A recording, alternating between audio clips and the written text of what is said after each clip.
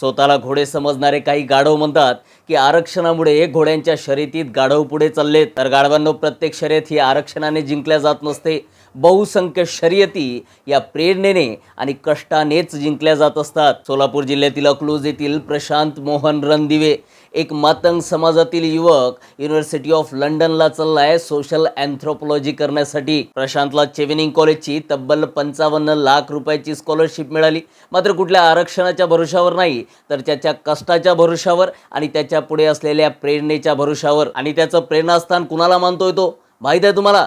Doctor Babasaheb आंबेडकरांना. त्याला ही बिना आरक्षणाची शर्यत जिंकण्याची ताकद कुठून मिळाली माहित आहे?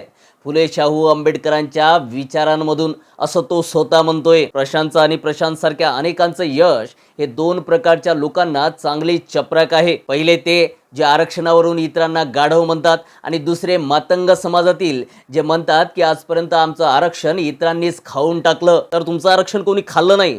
तुम्हाला आजपर्यंत तुमच्या आरक्षणाचा उपयोगच करून घेता आला नाही. आणि त्याचं कारण काय आहे माहीत आहे? तुम्ही कधीच फुले शाहू आंबेडकरांच्या विचारधारेने चालले नाही. डॉक्टर बाबासाहेब आंबेडकरांना आपलं प्रेरणास्थान मानलं नाही.